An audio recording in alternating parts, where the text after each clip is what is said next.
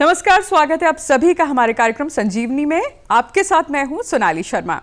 दर्शकों, मोटापा यानी ओबेसिटी आज विश्व भर में चिंता का विषय है। छोटे बच्चे हो या बुजुर्ग, हर दूसरा या तीसरा व्यक्ति आजकल मोटापे से परेशान है। सबसे गंभीर बात यह है दर्शकों कि मोटापा कहीं ना कहीं हमारे शरीर को बेडौल तो करता ही है, साथ ही साथ ये कई बीमारियों को दावत भी देता है। ऐसे में आज अपने इस कार्यक्रम में जानेंगे कि आखिर मोटापा क्या है, इसके लक्षण क्या है और खासतौर पर आयुर्वेद में मोटापे का इलाज किस प्रकार से किया जाता है। इस विषय पर बात करने के लिए खास मेहमान हमारे साथ स्टूडियो में उपस्थित है। हमारे साथ डॉक्टर राजीव कुरेले जी है, जो एसोसिएट प्रोफेसर है उत्तराखंड आयुर्वेद विश्वविद्यालय। तो चलिए उनका स्वागत करते हैं और कार्यक्रम की शुरुआत करते हैं। डॉक्टर साहब, बहुत बहुत स्वागत आपका। नमस्कार सोनाली जी, सम्मानित दर्शकों को मेरा सादर प्रणाम। तो डॉक्टर साहब, मोटापा यानी ओबेसिटी आज विश्व भर में चिंता का विषय है। तो सबसे पहले आपसे जानेंगे आप किस तरह से इसको परिभाषित करते हैं ताकि लोग कहीं ना कहीं जो सोचते हैं कि नहीं हम मोटापे की ओर नहीं बढ़ रहे हैं, वो कम से कम सचेत हो जाएं। सोनाली जी, मोटापा परिभाषित करने से क्या इसको हम साक्षात देख सकते हैं।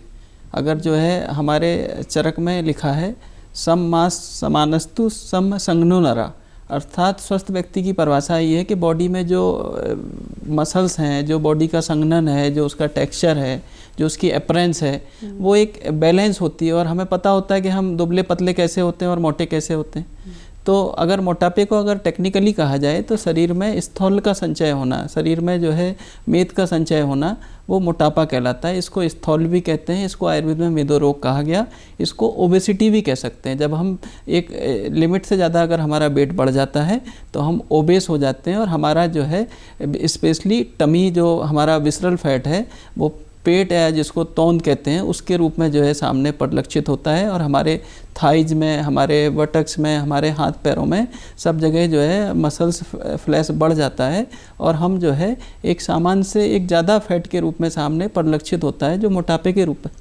हम सबको जानते हैं। बिल्कुल। तो डॉक्टर साहब, इसके शुरुआती लक्षण क्या है? किस तरह से हमारा शरीर जब एक तो वेट बढ़ना तो होता ही है, लेकिन क्या और भी इसके कोई लक्षण है जिससे हमें पता लग सके कि हमारा शरीर मोटापे की ओर अब बढ़ रहा है? सोनाली जी, मोटापे के लिए एक तो प्रारंभिक लक्षण है, जैसे कि काम में अरुचि होना, शरीर में हैवीनेस होना, लेजीनेस होना और जो है बहुत ज़्यादा भूख लगना। यही सब लक्षण जब बढ़ते हैं तो हम इसके अगेंस्ट में फिर खूब खाना खाते हैं, तो फिर धीरे धीरे जो है हमारी और हंगर बढ़ती है और हम जो है खाना खाते हैं और हंगर बढ़ती है, तो इससे फिर मेद धातु फर्दर बढ़ती है। तो अभी मैं निदान आगे बताऊंगा। इसके अतिरिक्त जो है बहुत सारे और भी लक्षण हैं, जैसे कि हमें बहुत ज़्यादा मेद आना, ज़्यादा प्रिस्पिरेशन, पसीना बहुत आता है, हमारे जो है कामों में अरुचि हो जाती है, लेजीनेस रहती है, एक हमारी जो है बॉडी में स्ट्रेंथ की कमी आ जाती है।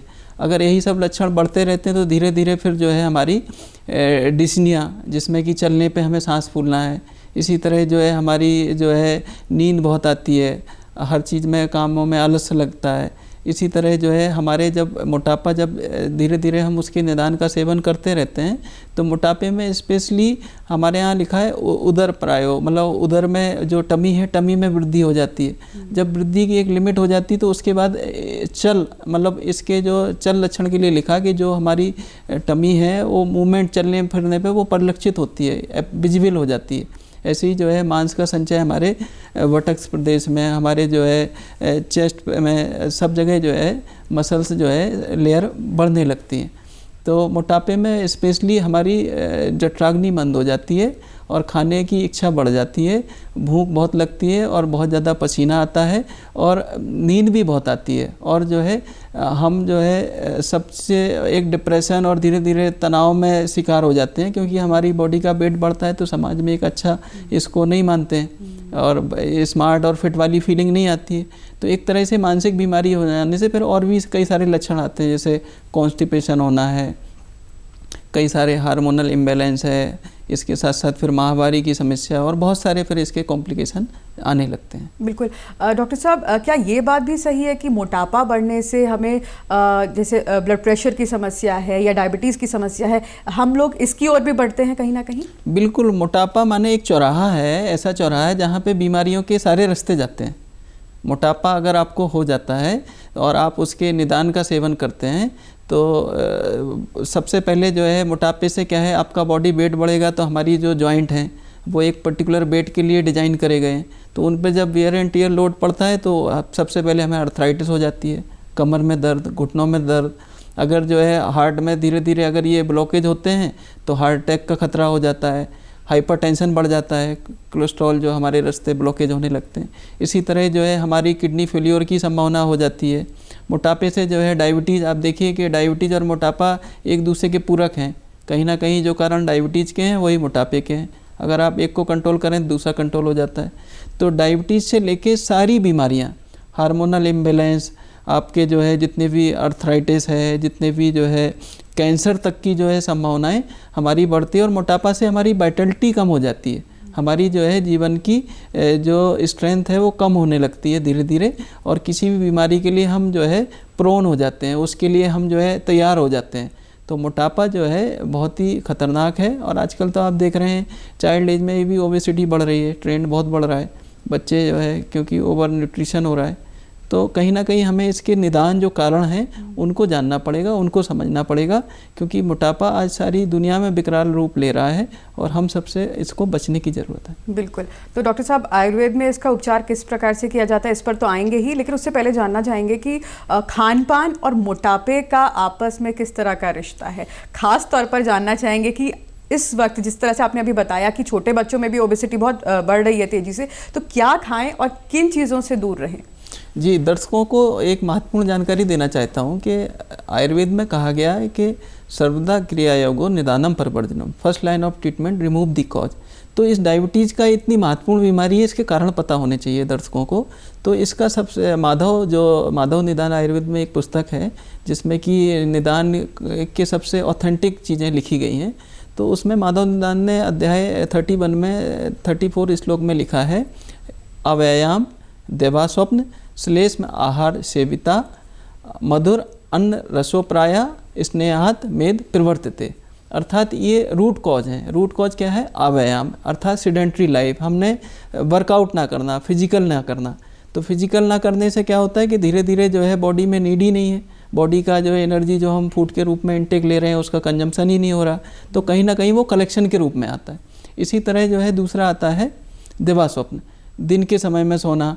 अब आप देखिए, अगर जो है सब ब्रह्म मुहूर्त में उठने का समय दिया गया है आयुर्वेद में, अगर जो है आप ब्रह्म मुहूर्त से जो है 1 घंटा और चलिए मान के चलिए कि अगर डिले कर देते हैं, लेकिन इसके बाद आप करते हैं तो 100% आप मोटापे को इनवाइट कर रहे हैं।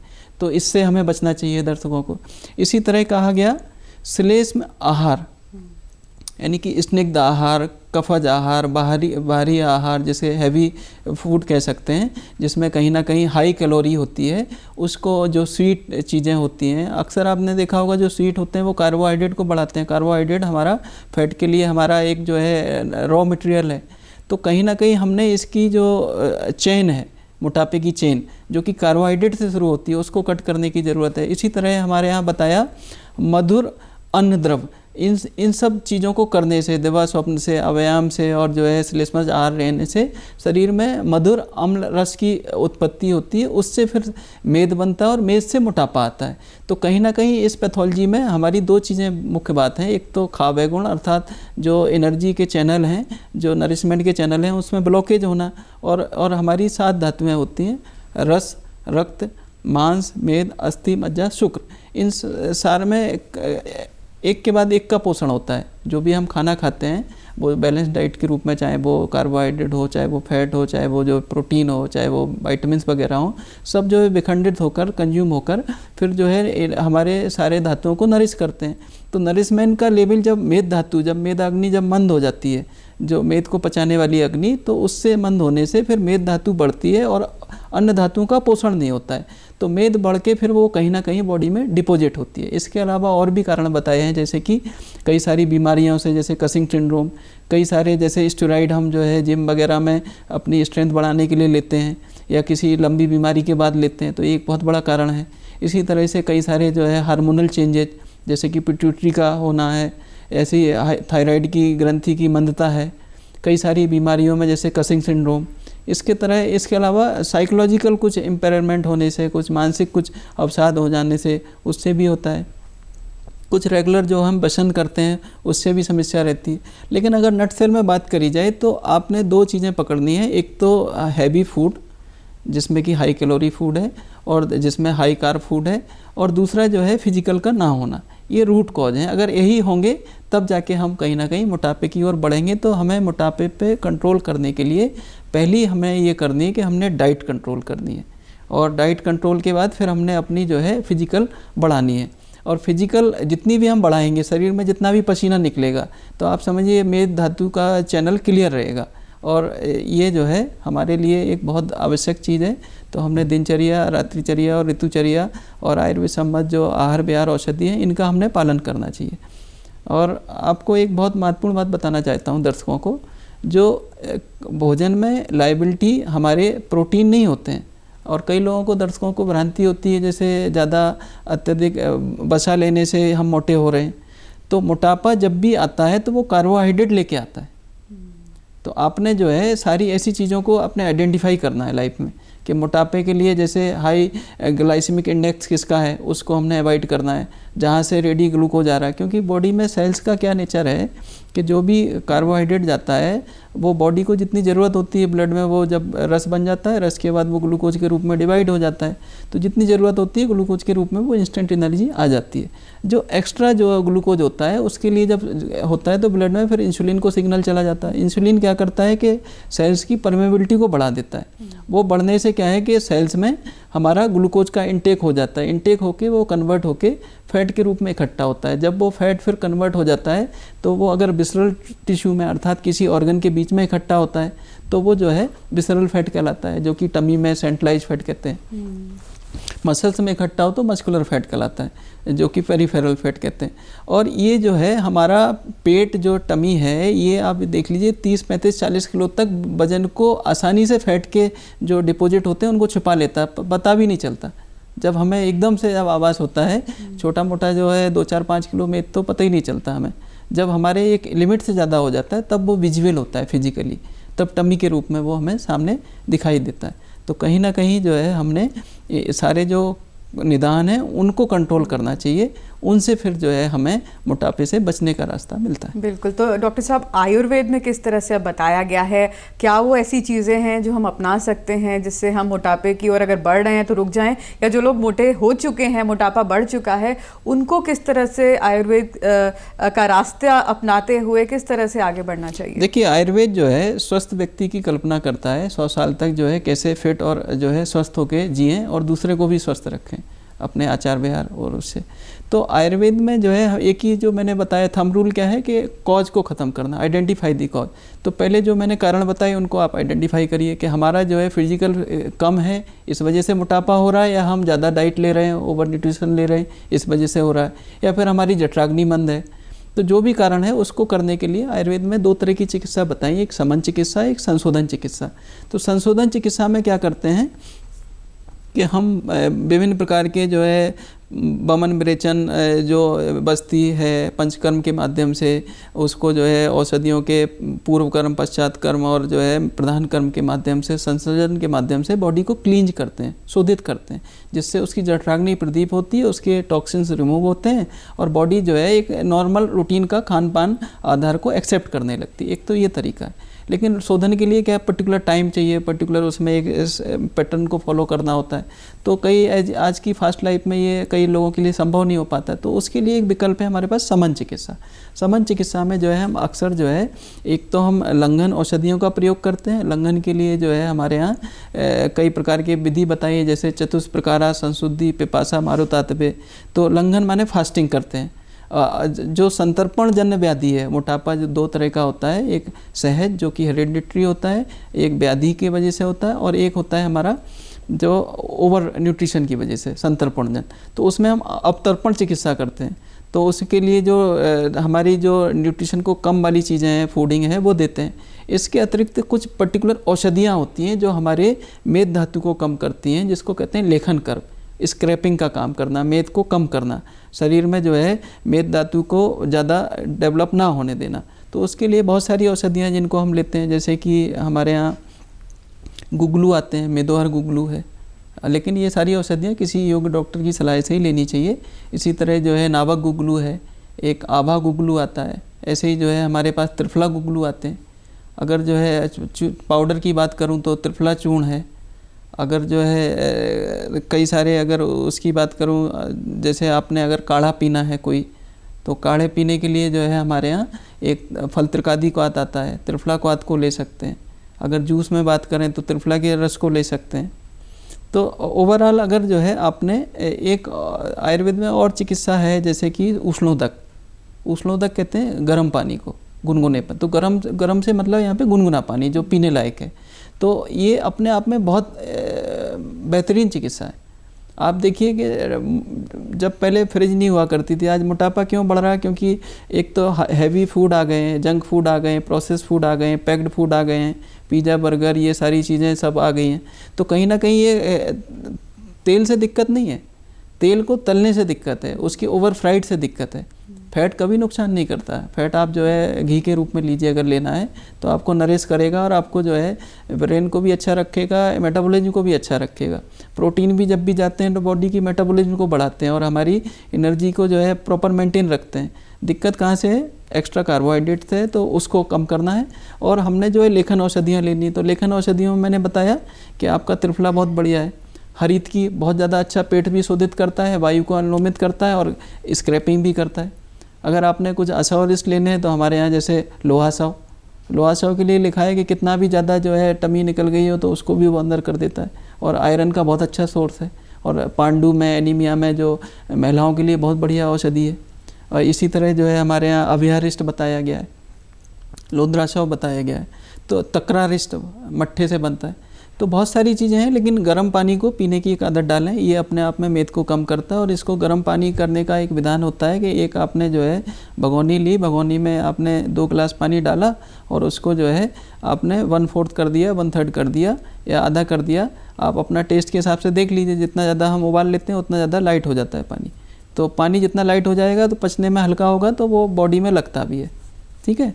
और इसके अलावा जो है कई सारे हम जूस ले सकते हैं सवेरे। जैसे कि आप सवेरे उठते हैं तो आप जैसे कॉपर का पॉट रख लीजिए, कॉपर के पॉट में आप रात में पानी को रख लें, उसको रिटेन कर लें, और सुबह जो है उस पानी को आप एक जो है गिलास में निकाल के उसको थोड़ा सा गुनगुना करें और उसमें जो है 1 चम्मच आप नींबू का रस डाल दें, 2 चम्मच उसमें आप हनी डाल दें। और उसको जो है अगर आपको कोई फ्लेवर में कुछ लग रहा तो आप उसमें मिंट वगैरह अपने मौसम के हिसाब से, टेस्ट के हिसाब से कुछ डाल सकते हैं। तो इसको रेगुलर लेने से वेट निश्चित रूप से कम होता है। इसी तरह जो है मॉर्निंग में जैसे त्रिफला रस का बताया, जूस का बताया, उसको ले सकते हैं। तुलसी के रस को ले सकते हैं सवेरे। और जैसे कभी भी आप सलाद खा रहे हैं या कुछ भी है, एक बात और बताऊं कि खाने में जो है सलाद का बहुत प्रयोग करना चाहिए। जो हमारी मेन थाली होती है, सलाद की प्लेट छोटी होती है, थाली बड़ी होती है, तो इसको जस्ट रिवर्स कर देना चाहिए। सलाद की थाली को मेन प्लेट बना लें और मेन प्लेट को आप सलाद वाली थाली बना दें। तो ये बहुत अच्छी टेक्निक है, आप इसको कर सकते हैं। हमें क्या है कि जो जितनी भी सब्जियां हैं, जितने भी जो सब ये फ्रूट हैं, ये हमें जो है रेगुलेटर का काम करते हैं, बॉडी में इनकी ज़रूरत होती है। तो हमने जो है बहुत स्किलफुली जो है डाइट को टेक्निकली समझते हुए, उसकी कैलोरी वैल्यू को समझते हुए, ओवरऑल हमने ये ऐसी कोशिश करनी है कि हमारी बॉडी में लगभग एक सामान्य अगर मेहनत कश व्यक्ति है तो 2500 कैलोरी, अगर कोई मेहनत नहीं करता है तो 2000 कैलोरी, और अगर कभी फास्टिंग रखनी है तो 500 कैलोरी। इतना हमने करना चाहिए कि हमारा डेली का, डे टू डे का हमारा वियर एंड टियर चलता रहे। जब ज़्यादा आप लेंगे नहीं तो ज़्यादा वो कंज्यूम भी नहीं होगा, जो लिया है वो कंज्यूम हो जाएगा। जब ज़्यादा आपका बचेगा नहीं तो वो इकट्ठा नहीं होगा, जो इकट्ठा होता है वही मोटापा है। बिल्कुल। डॉक्टर साहब, कई लोग आजकल मोटापे से बचने के लिए या उसको नियंत्रित करने के लिए डाइटिंग करते हैं, खाने को कहीं ना कहीं बहुत कम कर देते हैं। तो आपकी क्या सलाह है ऐसे लोगों को? और ख़ास तौर पर डॉक्टर साहब, कई लोग ऐसे भी करते हैं कि घी नहीं खाना, मक्खन नहीं खाना, तो ऐसा करना कहाँ तक सही है? देखिए, डाइटिंग जो है एक आजकल बड़ा प्रचलित हो गया, और अभी फॉरेन कंट्री से होके इंटरमिटेंट डाइटिंग के नाम से एक आ गया। तो आप कोई भी नाम लें, लेकिन सदियों से आयुर्वेद में लिखा गया है लंघन, और लंघन में उपवास एक हमारे यहाँ लिखा गया है। 14 प्रकार की जो संशुद्धि है उनमें एक उपवास भी लिखा गया। उपवास और उपासना ये हमारी सदियों से हमारे संस्कृति का अंग रहे हैं। हम उपासना से अपने माइंड को सही रखते थे, स्ट्रेस से दूर रहते थे। उपवास से हम बॉडी को जो है वो आपको नियंत्रित करते थे। तो आज यही घूम फिर के आज हमारे पास ये टर्म आ गया intermittent fasting. It is nothing but 5-6 तरह के पैटर्न हैं। इसमें एक पहला पैटर्न होता है कि हम जो है 16 घंटे हम आराम करते हैं और 4-8 घंटे हम खाते हैं। तो उसमें हम कोई भी एक रिदम बना लेते हैं कि जैसे मैं अगर इतने बजे खाऊंगा तो फिर नेक्स्ट 16 घंटे बाद ही मैं कुछ खाऊंगा। तो एक जो डाइटिंग विंडो होती है, डाइटिंग विंडो में खाते हैं और फास्टिंग में हम मेंटेनेंस में रहते हैं। या तो इसके लिए अच्छा ये रहता है कि हम डिनर हमने जैसे 7 बजे कर लिया तो नेक्स्ट डे फिर हमने जो है उसको 16 घंटे बाद फिर खाना खा लिया। एक तो ये पैटर्न हो गया। दूसरा पैटर्न इसमें ये होता है कि 5 दिन हम खाते हैं, 2 दिन हम डाइटिंग रखते हैं, उपवास रखते हैं, फास्टिंग रखते हैं। तो एक ये भी पैटर्न है। अब कई लोग 5 डे वर्किंग करते हैं तो उन्होंने वर्किंग में अपना भोजन ले लिया, 2 दिन आराम कर लिया। तो ये कंफर्ट के हिसाब से ऑप्शन बताए हैं लोगों को। इसी तरह एक जो है इंटरमिटेंट फास्टिंग में अल्टरनेट डे का है कि आपने एक दिन खाना खाया, एक दिन आराम कर लिया। इसी तरह एक और बताया स्पॉन्टेनियस, जिसमें कि जब भूख नहीं लग रही तब नहीं खाना है। लेकिन ये सब जो है बहुत मेरे विचार से बहुत ज़्यादा प्रासंगिक नहीं है। एक हमने क्या है कि अपने एक खाने पीने में सिर्फ इतना देखना है कि डेली हमारे पास बॉडी में एक्स्ट्रा कैलोरी ना जाए, और जाए तो वो कंज्यूम हो जाए। उसके लिए या तो आप एक्स्ट्रा फिजिकल कर लें या आप नापतोला खाएं। नापतोला खाएंगे तो वैसे ही सब सही रहेगा। आप जो है आयुर्वेदिक आहार जो विधि मैंने पूर्व में भी जो है लेक्चर में बताया, दर्शक वो देख सकते हैं, जिसमें किस प्रकार खाना चाहिए, किस प्रकार के सर्व रसों को ग्रहण करना चाहिए और आयुर्वेदिक बैलेंस डाइट क्या होती है। तो उनको पालन करके और फिजिकल फिटनेस, और स्पेशली आयुर्वेद में लिखा है कि चक्रमण लिखा सुश्रुत ने, चक्रमण करना चाहिए, एक मील के चक्कर को चक्रमण कहते हैं। तो इसी को मॉडर्न में ब्रिस्क वॉक कहते हैं। ब्रिस्क वॉक माने ये होता है कि 1 घंटे में 1 मील चल लें। 1 मील माने लगभग 3 किलोमीटर। तो 1 घंटे में चलना, तो लगभग जो है 1 मिनट में आपके 100 कदम चल जाएं, तो ये ब्रिस्क वॉक है। तो तेज़ गति से चलना चाहिए। तो आप अगर मोटापे से बचना चाहिए तो आपने पैदल चलना है, आपने पानी पीना है। पानी क्या करता है, फुलनेस की फीलिंग देता है। वो पेट खाली है, हमारे यहाँ कहा गया कि अगर खाली पेट लेते हैं पानी तो वो जो है मोटापे को कम करता है। अगर हम खाने के बीच बीच में लेते हैं तो बॉडी को सम रखता है, खाने के बाद लेते हैं तो वो ग्रोथ करता है। तो अगर मोटापे से बचना है तो खाने के बाद पानी बिल्कुल ना पिएं, ये बिल्कुल बहुत कॉमन सी बात है। इसी तरह प्लेंटी ऑफ वाटर आपको बता ही दिया मैंने। खूब फाइबर लेने, फाइबर कहाँ से आएंगे, सलाद से आएंगे। आपने खूब प्रोटीन लेनी है। फैट आपने जो है तला ओवर फ्राइड नहीं लेना है, फैट को डायरेक्ट लेना है। फैट को जो है आप घी के रूप में लीजिए, आप तिल के तेल के रूप में लीजिए, आपका ऑलिव ऑयल के रूप में लीजिए, ओमेगा 3 मिलता है। आपको फ्रूट लेने हैं, फ्रूट सीजनल लेने हैं, महंगे फ्रूट के चक्कर में नहीं रहना है कि आप पता लगा एप्पल आ रहा हम फॉरेन का ले रहे हैं 250 रुपये किलो का, वो 100 रुपये भी मिल रहा है। तो लेकिन जो है वो पर्टिकुलर उस सीज़न का होना चाहिए। फ्रूट अगर गर्मियाँ हैं तो जो है आप खरबूजा वगैरह खाएँ, सारी चीज़ें जो ककड़ी है, कुकुम्बर है। अब देखिए मेलन का जो है ग्लाइसेमिक इंडेक्स 90 होता है, कुकुम्बर का 15 होता है, ककड़ी का जो है 20-25 होता है, बनाना का ग्लाइसेमिक इंडेक्स जैसे 60 की रेंज में होता है, 65 की रेंज में। और हमारा जैसे अगर पाइन एप्पल है, कस्टर्ड एप्पल है, ये 80+ में चला जाता है। तो हमने फ्रूट का माने हमेशा सब अच्छा ही नहीं होता है। फ्रूट का आप जो है नेट पे जाइए, चेक करिए कि किसका ग्लाइसेमिक इंडेक्स है, उसको खाइए। अब चावल है, अगर बासमती राइस खाएंगे तो वो 100 का इंडेक्स जाएगा। अगर आप वो हमारा जो साली चावल खाएंगे, जो साठी चावल होता है, उसका इंडेक्स जो है बहुत कम होता है। ऐसे ही जो है आपने जो है चावल की माड़ निकाल दी तो और कम हो जाता है। तो डाइट में थोड़ा सा कॉन्शियस रहना है और हमने कोशिश ये करनी कि किसी भी तरह, चाहे वो मिठाई खाएं, चाहे वो हम जो भी लें, जिस भी मोड में लें, भोजन जो है उस लिमिट से ज़्यादा होगा तो फिर बॉडी के लिए लाइबिलिटी है। उसको या तो आप फिजिकल करके कम करिए, नहीं तो वो आपके लिए मोटापे के लिए एक बकेट है, आगे के लिए जो है इकट्ठा हो रहा, वो आपके मोटापे को और इन्हेंस कर देगा। यानी कि डॉक्टर साहब कहीं ना कहीं हमें अपने जो भोजन है उसकी समझ भी होनी चाहिए। बिल्कुल बिल्कुल बिल्कुल। तो डॉक्टर साहब मेरा अगला सवाल ये है कि कई लोगों को डाइट का शौक होता है, कई लोगों को जिमिंग का शौक होता है, कुछ लोग व्यायाम करते हैं घर पर ही। तो आप किस तरह से देखते हैं कि व्यायाम ज़्यादा बेहतर है घर पे करना, आसन करना, या जिम जाना, या फिर वहाँ पर उसके बाद जो हम थोड़ा स्टेरॉइड्स लेते हैं या कोई प्रोटीन शेक्स लेते हैं, तो किस तरह से ये हमारे शरीर के लिए बेहतर है? इनमें से क्या चीज़ जो हमें आगे अपनानी चाहिए? सोनाली जी बहुत अच्छा आपने विषय रखा। बेसिकली कोई भी चीज़ अति जब होती तो गलत होती है। और जिम में हम क्या करते हैं, हम एक ही पर्टिकुलर कोई प्रोसेस को कई बार करते हैं, मल्टीपल में करते हैं। लेकिन जब बाद में नहीं करते हैं तो फिर जाके वो शरीर को बेडौल और ज़्यादा बनाती है। आपने अक्सर देखा होगा जिम अगर छोड़ देते हैं तो शरीर पे बहुत ज़्यादा पॉजिटिव चेंज ना आके नेगेटिव चेंज ज़्यादा दिखते हैं।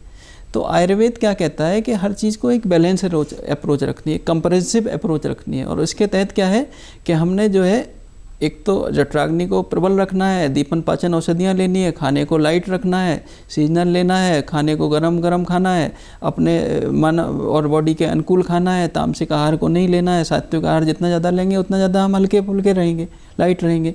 इसके अतिरिक्त जो है जो बहुत सारी चीज़ें हम जो है करते हैं, जैसे जिम और व्यायाम। आयुर्वेद में लिखा है आयासजनक कर्मम व्यायाम, जहाँ से शरीर में थकावट हो। लेकिन इसके लिए व्यायाम के लिए लिखा है कि जब भी जो है हमारे साइड में पसीना निकलने लगे, है ना, माथे पे पसीना निकलने लगे, नोज के जो है एलर नेजाई होते हैं, इनके मूवमेंट चलने लगे, आपकी सांस फूलने लगे, तो आप रुक जाइए। जबकि आप उसमें क्या करते हैं, आप करते रहते हैं। तो आपने कई सारी घटनाएं सुनी होंगी कि जिम करते हुए ये हो गया, ये परेशानी हो गई। तो जब भी जहाँ पे थकावट हो जाए वहाँ पे स्टॉप करना है। और आयुर्वेद में क्या है, योग की बात करिए, प्राणायाम की बात करिए, तो उसमें क्या है कि पूरे बॉडी के कलेक्टिव जो है वर्कआउट होता है। जैसे अगर खाने के बाद वज्रासन करना चाहिए, टॉयलेट जाने से पहले पवन मुक्तासन करना चाहिए, डायबिटीज़, मोटापे और जो है इनके लिए मंडूकासन रहता है, योग मुद्रा रहती है। आपने जो है मोटापे के लिए कटी चक्रासन है, त्रिकोणासन है, सलवासन है, मत्स्यासन है, नौकासन है, सर्वतोभद्रासन है।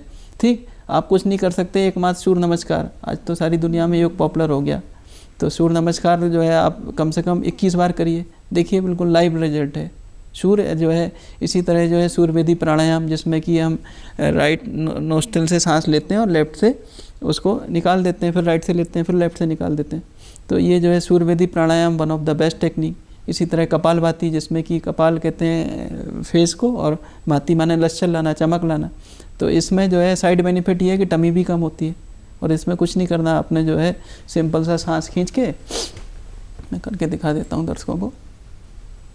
किसी भी आसन में बैठ जाएं, सुखकारी आसन में, और इसको आपने फोर्सफुली सांस को एक्सपेल करना है, बॉडी बाकी काम अपने आप करेगी।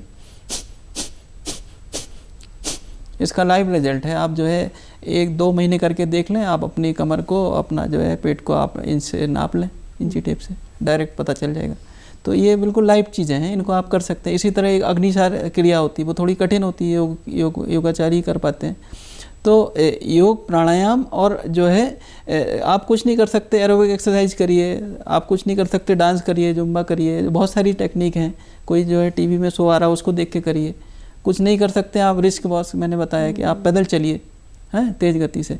तो कहीं ना कहीं जो है हमने अपनी एनर्जी को जलाना है, और अगर जलाने की इच्छा नहीं है तो फिर इतनी एनर्जी डालो ही नहीं अंदर बॉडी में कि आपके अंदर इतनी एनर्जी हो, उसको फिर कंज्यूम करना पड़े। और नहीं करेंगे तो यह तय मानिए कि वो मोटापा लेके आएगा। यानी कि जितना हमारा कंजम्पशन है उसको कहीं ना कहीं बैलेंस करना है, उसको कहीं ना कहीं यूज करना है। ये तो बैंक का अकाउंट है, आप जो है बैंक में विड्रॉ करना है कि डिपॉजिट करना है ना। तो आप जो है, डॉक्टर साहब मेरा आखिरी सवाल, दिनचर्या किस तरह से होनी चाहिए कि मोटापा आए ही ना, तो ये थोड़ा सा आप देखिए, दिनचर्या आपको मैंने बताया कि कम से कम ब्रह्म मुहूर्त में उठना चाहिए। अगर आप आज की जो है मोबाइल लाइफ, चाहे वो ऑफिस के काम हो या हमारे जो है स्ट्रेस हो या जिम्मेदारियां हो, कहीं ना कहीं हम सफ़र करते हैं, तो हर हालत में जो है 6 बजे से पहले उठना चाहिए। उठने के बाद जो है आप अच्छे से जो है थोड़ा सा, जैसे मैंने बताया, पानी पीजिए सवेरे, हनी का पानी या तुलसी का पानी पीजिए या त्रिफले का जो लेके, फिर आप जो है थोड़ा सा वॉक करिए। वॉक करके कम से कम 45 मिनट का आप शेड्यूल रखिए। उसी वॉक के बाद जो है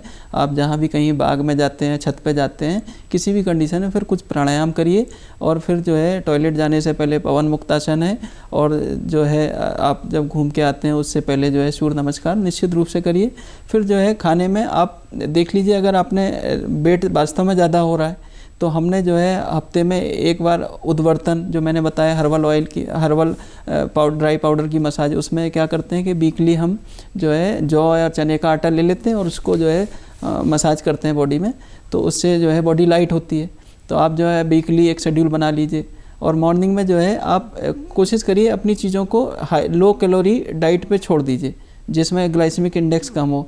तो जैसे आपको भूख लग रही है तो आप ब्रेकफास्ट में आप जो है सलाद से पेट भर लीजिए।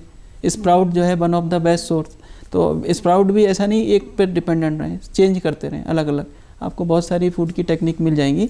तो स्प्राउट और इस पे करिए, और खाने में ड्राई फ्रूट को ज़रूर रखिए। कुछ चीज़ें ऐसी हैं जो अच्छे फैट को बढ़ाती हैं, जैसे कि एवोकाडो है, जैसे कि आपका ओलिव है, जैसे कि आपका आलमंड है, जैसे कि आपका जो है पीनट है। ये लो इंडेक्स भी होते हैं और बहुत अच्छे फैट माने जाते हैं, गुड फैट माने जाते हैं। ये हमारी बॉडी के लिए ज़रूरत भी देते हैं। तो हर फैट ख़राब ही नहीं होता है, इनको रखना है। ओमेगा 3 होता है, बढ़िया एंटीऑक्सीडेंट है, आपको जो है फिजिकली और मेटाबॉलिज्म को रेगुलर करता है। और जो है आप खाने में जो रोटी लेते हैं, रोटी को थोड़ा मिक्स आटे में कन्वर्ट करिए। आपको एक बहुत बढ़िया बात बताऊं, अगर पतले होना है तो मोटा अनाज खाइए। मोटा अनाज जैसे पहाड़ पे जो है मड़ुआ है, झिंगोरा है, आपका जो है रागी है, जौ है, ज्वार है। गेहूं को थोड़ा कम कर दीजिए, उसको मिक्स करके रिप्लेस करिए। तो गेहूं को रिप्लेस करना इस बार का आयुष मिनिस्ट्री का थीम ही मिलेट्स है। सारी दुनिया में मिलेट्स को किस तरह फ़ायदेमंद है वो कराएगा। इसी तरह जो है जो हम खा रहे हैं उसमें हर चीज़ को कट नहीं करना, थोड़ा थोड़ा रखना है। जैसे हम चावल पूरी प्लेट खाते हैं, आप एक चम्मच में भी अपने टेस्ट बड को संतुष्ट कर लीजिए और बॉडी को अवॉइड कर दीजिए उससे। इसी तरह जैसे रोटी हम अगर 4 खा रहे हैं तो 2 कर दीजिए, फिर धीरे धीरे 1 पे लाइए। कहीं ना कहीं बॉडी में जो है 2000 कैलोरी चलते फिरते आ जाती है। आप जो है एक सिंपल सी चाय पीते हैं 70, 80, 90 कैलोरी आ जाती है। एक छोटी सी रोटी में जो है चपाती में 60 कैलोरी है, बड़ी रोटी में जो है 90 कैलोरी है, पराठे में जो है 150-200 कैलोरी है। तो आपने जो है एनी हाउ दिन भर का आपने गणित लगा लेना है कि मेरे को 2000 कैलोरी से ज़्यादा नहीं लेना है किसी भी तरह। बिल्कुल तो डॉक्टर साहब, और ये कहीं ना कहीं हमारे लिए एक बहुत, अगर हमने ये सारी चीज़ें फॉलो करी तो कहीं ना कहीं आगे चलकर मोटापे का शिकार हम नहीं होंगे। जी जी। तो बहुत बहुत शुक्रिया डॉक्टर साहब आपका, आप हमारे कार्यक्रम में आए और आज आपने बहुत महत्वपूर्ण जानकारी हमारे दर्शकों को दी। आपका बहुत बहुत शुक्रिया। नमस्कार जी, नमस्कार, धन्यवाद। तो दर्शकों, उम्मीद करते हैं आपको आज का हमारा ये एपिसोड पसंद आया होगा। फिलहाल के लिए दीजिए इजाज़त, नमस्कार।